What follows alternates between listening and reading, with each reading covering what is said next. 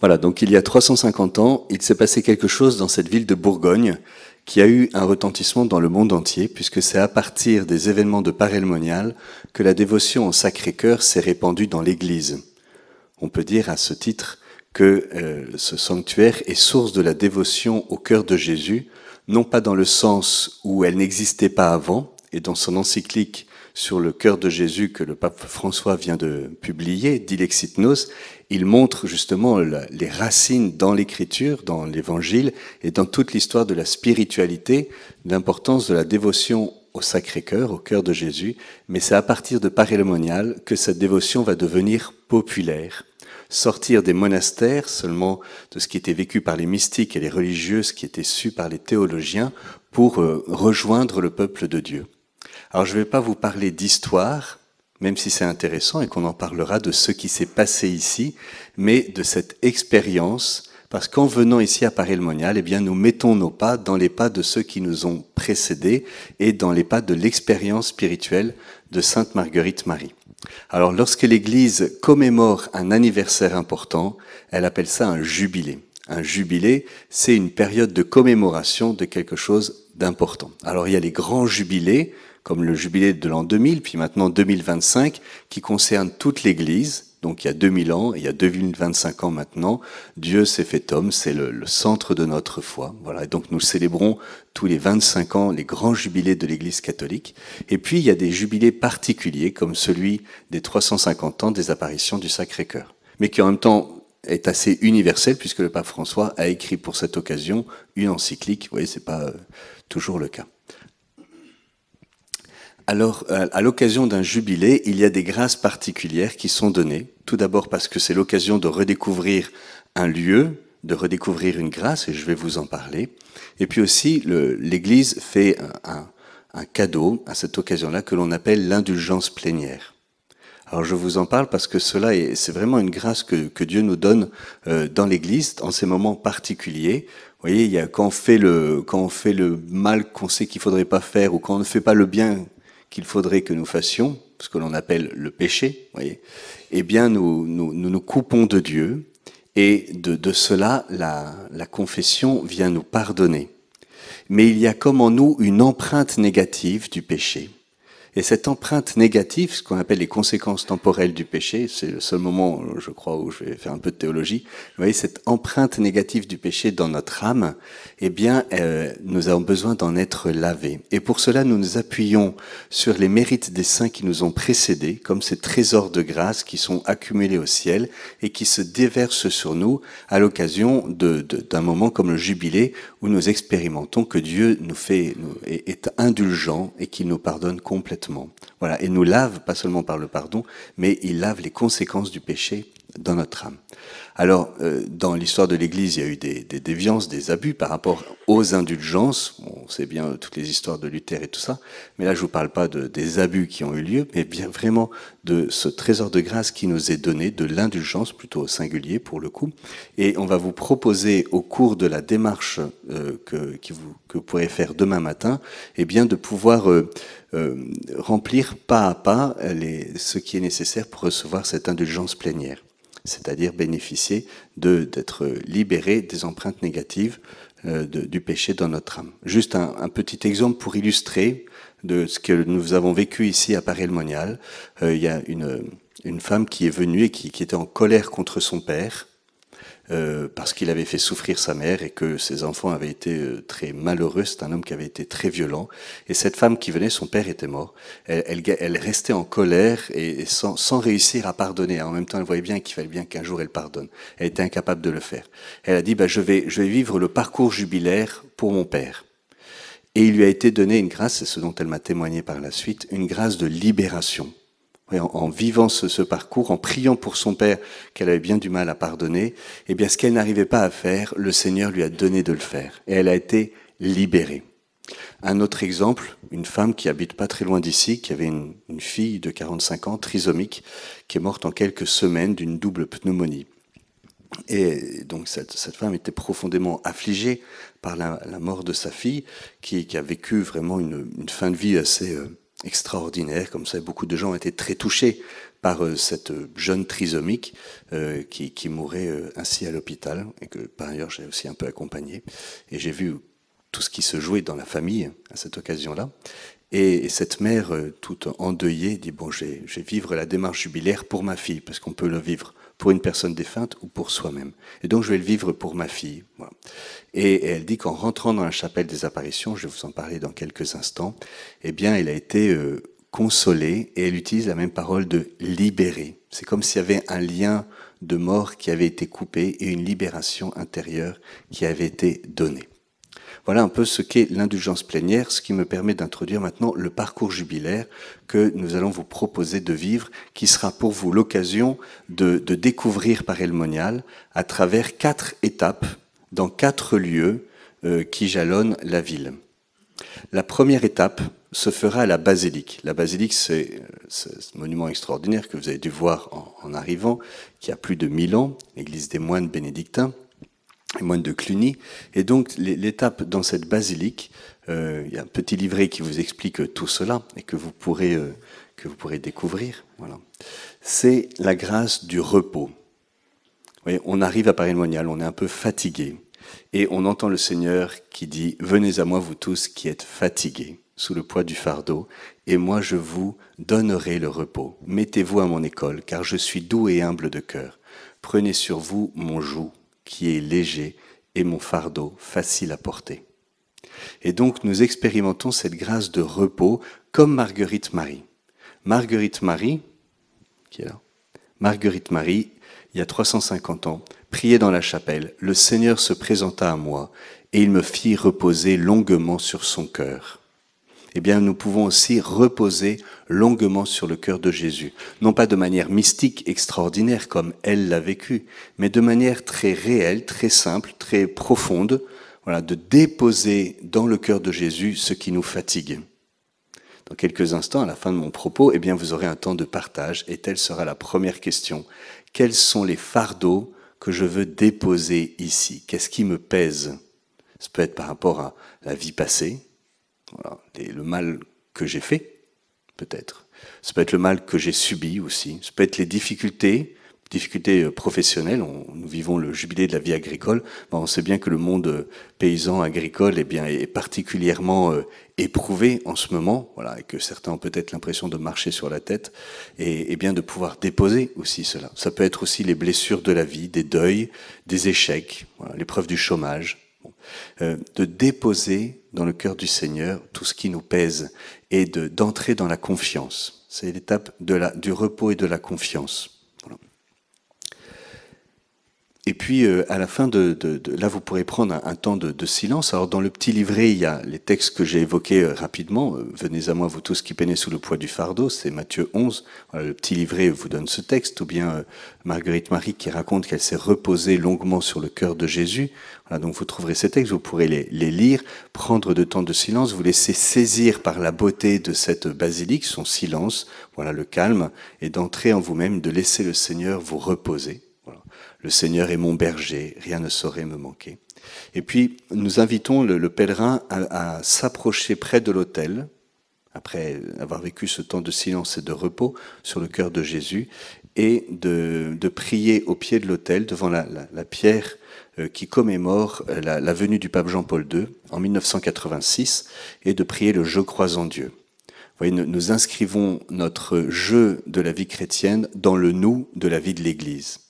Et donc, c'est cette démarche de pouvoir, en nous approchant de ce saint pape qui est venu à Paray le Monial, en tout cas de la pierre qui en commémore la venue, dans ce bel édifice, cette belle église, bien d'être renouvelé dans notre lien à l'église. Voilà. Et aussi la foi de notre baptême.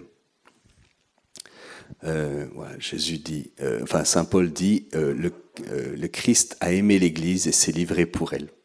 Eh bien, peut-être qu'il y a quelque chose de notre lien à l'Église qui est peut-être un peu abîmé aussi. Eh bien, nous pouvons demander au Seigneur de rentrer dans son cœur qui a aimé l'Église et qui s'est livré pour elle. Et ensuite, nous sortons par le côté pour aller à l'arrière de la basilique, nous rendre à la chapelle Saint-Jean et vivre la deuxième étape. La première étape à la basilique, c'est le repos. La deuxième étape, à la chapelle Saint-Jean, donc là vous verrez, c'est indiqué, il faut monter au premier étage, c'est une belle chapelle sous charpente, et c'est l'étape de la réparation. À Paray-le-Monial, Jésus déclare son amour à Marguerite Marie. Cette grande phrase que vous verrez partout, « Voici ce cœur qui a tant aimé les hommes ». Mais aussi il se plaint. Il se plaint parce que, pour reprendre l'expression de saint Claude la Colombière, qui est le deuxième saint ici de Paray-le-Monial, il aime et n'est pas aimé. Il ne reçoit en retour, en reconnaissance, qu'ingratitude et indifférence, et même sacrilège envers l'Eucharistie. Alors vient une demande. C'est le mouvement spirituel du message de Paray-le-Monial. Une déclaration d'amour, une plainte et une demande. Cette demande, c'est « Est-ce que toi, du moins, tu veux m'aimer ?» Ce que l'on appelle dans la théologie la réparation. C'est un retour d'amour, rendre amour pour amour. Il m'a trop aimé, dira saint Claude, pour que je m'économise pour lui. C'est en voyant comment est-ce que Jésus l'aime que Marguerite Marie est bouleversée intérieurement et qu'elle sent monter en elle le désir d'une réponse d'amour, de rendre amour pour amour et d'aimer le Seigneur comme il l'aime. Et le lieu où on peut vivre cela, c'est devant le Saint-Sacrement. C'est donc dans la chapelle Saint-Jean, il y a l'adoration tout au long du jour et de la nuit. Voilà. Il y a même un code pour pouvoir y accéder la nuit. Et le code pour accéder à la nuit, c'est le code que nous avons communiqué à ceux qui l'ont reçu et qui doit être à peu près le suivant. Il me semble que je vais vous le donner quand je vais le retrouver. Ah, ça c'était le moins. 2876A. Voilà. 2876A. Ce qui vous permet pendant la nuit, parce qu'on va vous proposer de venir adorer pendant la nuit. Voilà. Parce que ça fait partie des grâces de Paray-le-Monial. Vous réveillez, vous marchez dans la nuit, puis à 23h on éteint les lumières. Donc c'est la nuit obscure, vous voyez plus rien, donc il faut prendre votre petite lampe. Vous allez jusqu'à la grille, là, et puis il faut la repérer avant, parce que sinon, comme il fait noir, vous n'allez rien voir. Et puis vous faites le code 2876A. 28, c'est quel département? l'Eure-et-Loire. 76, la Seine-Maritime. Et le A, c'est la première lettre de l'alphabet. 2876A. Ça va? Bref, dans cette deuxième étape, où le Saint-Sacrement est exposé, vous pouvez vous approcher et aimer, adorer pour ceux qui n'adorent pas. Aimer le Seigneur pour ceux qui ne l'aiment pas. Peut-être, Seigneur, que les autres sont indifférents et ne t'aiment pas. Mais moi, aujourd'hui, dans l'humilité de ce que je suis, humblement, je veux t'aimer et accueillir cet amour que tu as pour moi.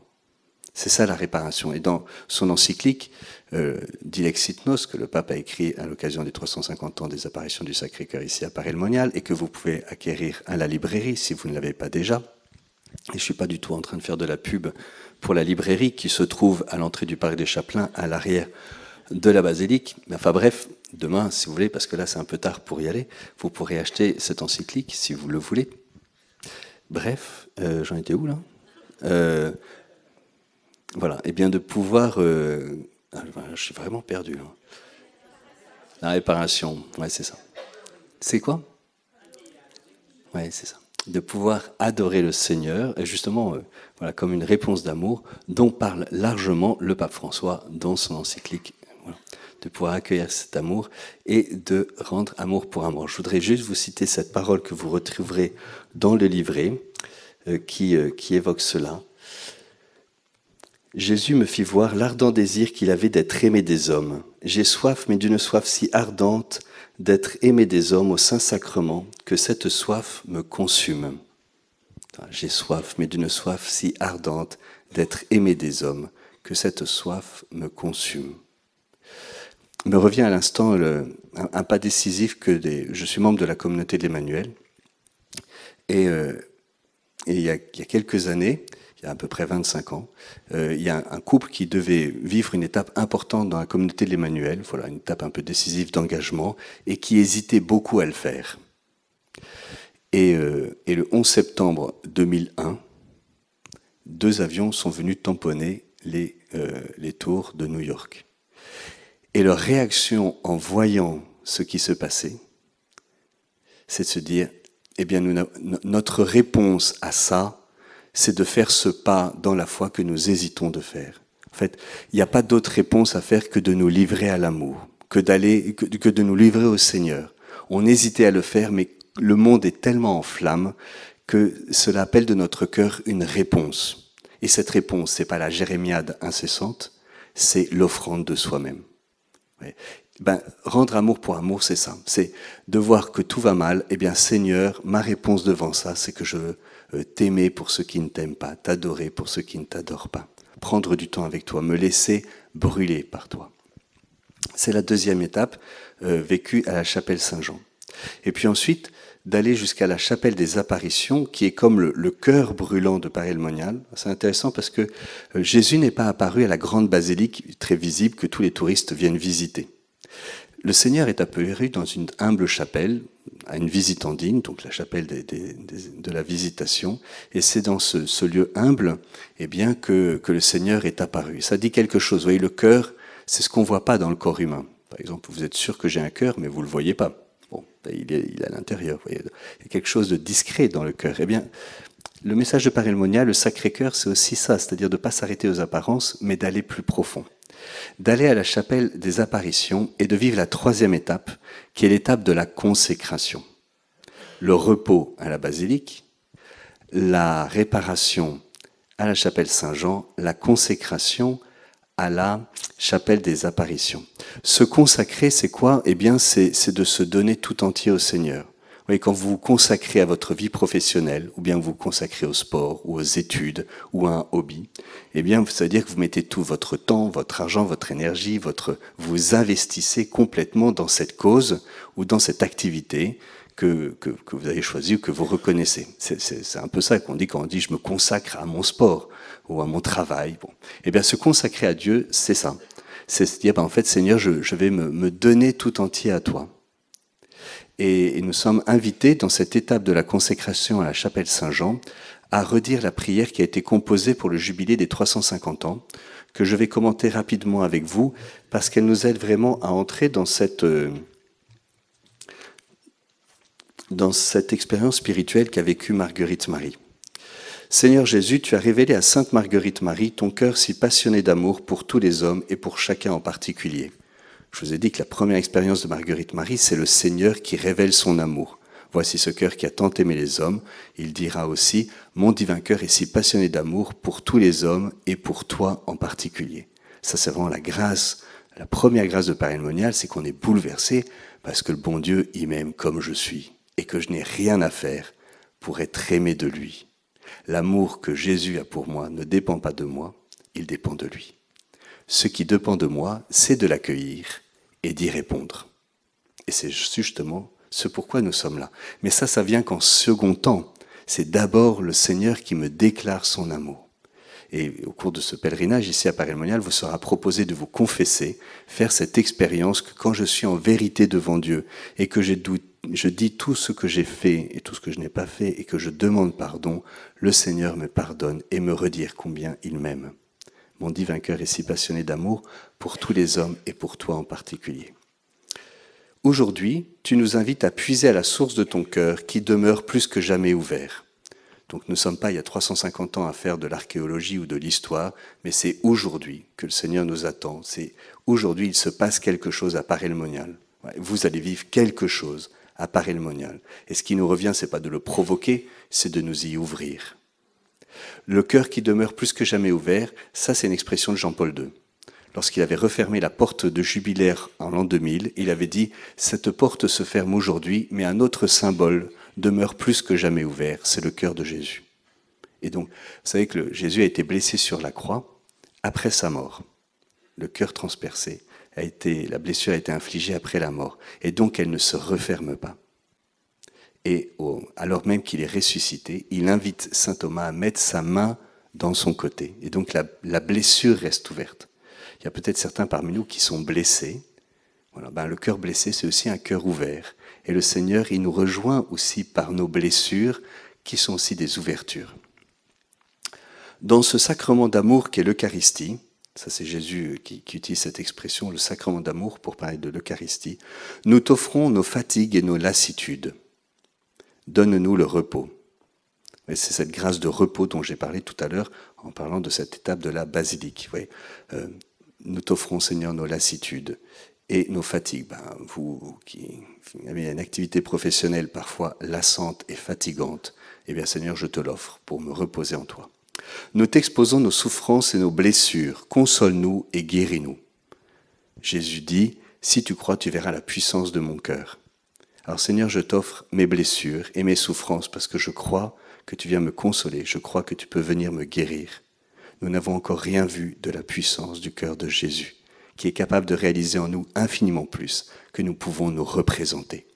Tu viens avec un désir, eh bien, le Seigneur, il a un désir encore plus grand. Et il va faire dans ta vie, au cours de ces jours, ici, beaucoup plus que tu ne le penses, pourvu que ton cœur soit ouvert à le recevoir. Nous t'offrons notre dureté de cœur. Transforme-nous dans la douceur et l'humilité.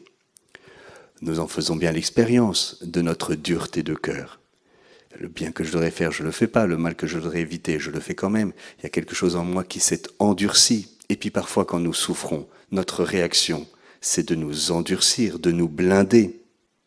Et nous ne savons pas quoi en faire. Eh bien, nous laissons le Seigneur nous saisir. Voilà, comme il a saisi Marguerite Marie, c'est vraiment entré dans l'expérience de Marguerite Marie. Jésus a pris son cœur, l'a plongé dans le sien et lui a redonné un cœur brûlant. Eh bien, nous laissons saisir dans notre pauvreté, dans notre dureté de cœur, et le Seigneur vient nous transformer. Alors, Seigneur, Jésus doux et humble de cœur, rends mon cœur semblable au tien. Nous déposons devant toi nos ingratitudes et nos indifférences, que nous te rendions amour pour amour. J'évoquais cette plainte de Jésus qui se plaint des ingratitudes et indifférences. En fait, Jésus, à Paray-le-Monial, se plaint de ne pas être aimé de ses amis. C'est pas de ne pas être aimé de ses ennemis, mais c'est ses amis qui ne l'aiment pas. Ingratitude et indifférence de la part de ceux qui savent combien ils sont aimés et qui sont ingrats et indifférents. Nous t'offrons notre soif de t'aimer et de t'annoncer. Envoie-nous dans la puissance de ton Esprit Saint. De même que Marguerite Marie a été enflammée, a eu le cœur transformé par le feu du cœur de Jésus, eh bien nous-mêmes nous sommes envoyés dans le feu de l'Esprit Saint, le feu de l'Esprit qui vient du cœur de Jésus. La prière se poursuit ainsi. Seigneur, nous nous consacrons à ton cœur, fournaise ardente de charité. Donc c'est vraiment une prière de consécration. Voilà, nous nous offrons au Seigneur entièrement, voilà, sans réserve, cœur de Jésus, fournaise de charité. Peut-être certains parmi vous associent la dévotion au Sacré-Cœur à quelque chose d'un peu sanglant, un peu sanguinolent. Voilà, c'est un vieux truc du 19e. Bon, déjà, c'est beaucoup plus vieux que le 19e, ça a 350 ans. Mais surtout, l'expérience de Marguerite Marie n'est pas l'expérience d'un cœur sanglant, c'est l'expérience d'un cœur brûlant. Jésus ne lui montre pas un cœur qui saigne, mais un cœur qui brûle, qui est une fournaise ardente de charité. Et elle-même, elle va s'enflammer, elle va brûler. C'est ça l'expérience du cœur de Jésus. C'est pas l'expérience de la douleur, c'est l'expérience de l'ardeur. Et si nous nous approchons du cœur de Jésus, ce n'est pas pour souffrir, c'est pour nous laisser conquérir, nous laisser transformer et enflammer. Et c'est de cela dont notre monde a besoin. C'est que nous soyons des paysans, des personnes au service de la terre et au service de la société, mais qui brûlent de cet amour qui est reçu du cœur de Jésus. Fais de nous des instruments qui attirent les cœurs à ton amour.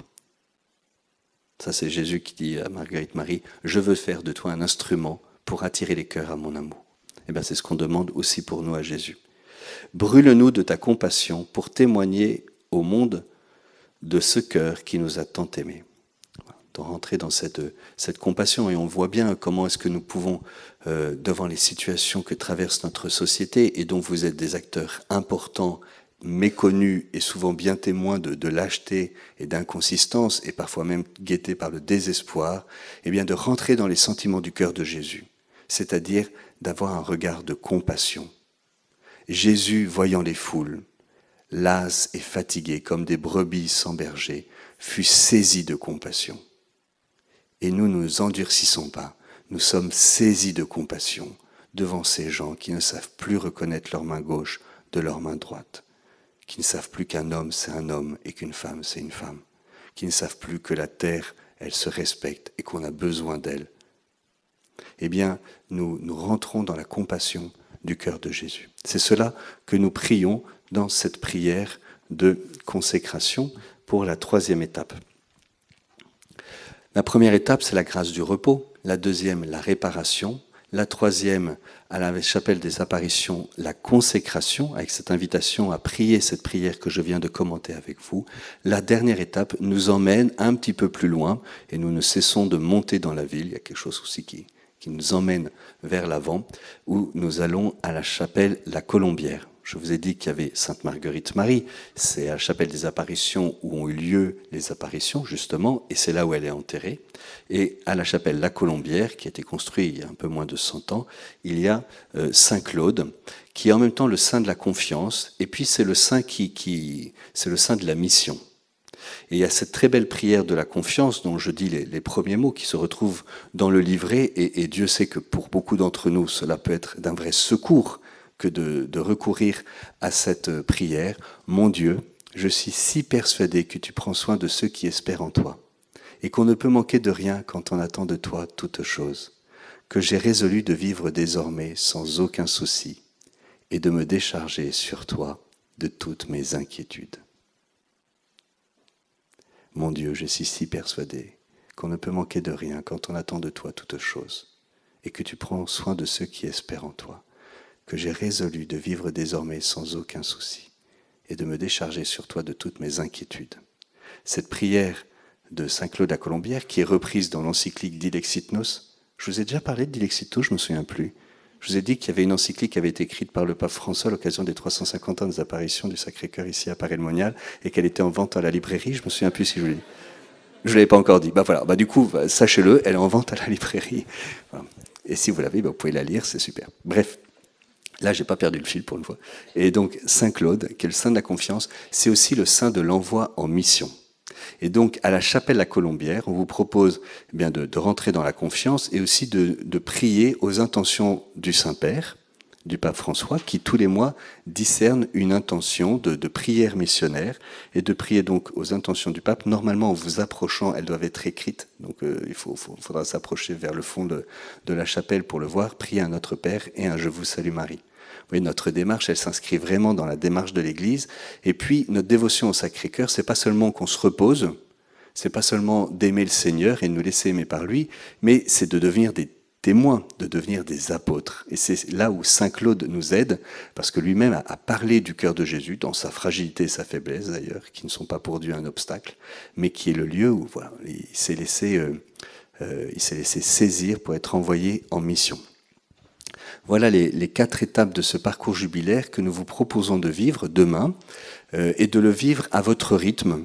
Voilà, en prenant le temps. Donc il y a ce petit livret qui vous est donné et il faut à peu près 1 heure, 1h15. Voilà. Il y a les bénédictines du Sacré-Cœur de Montmartre, elles ont mis 2h15 à le faire. Je pense que c'est les championnes du monde là.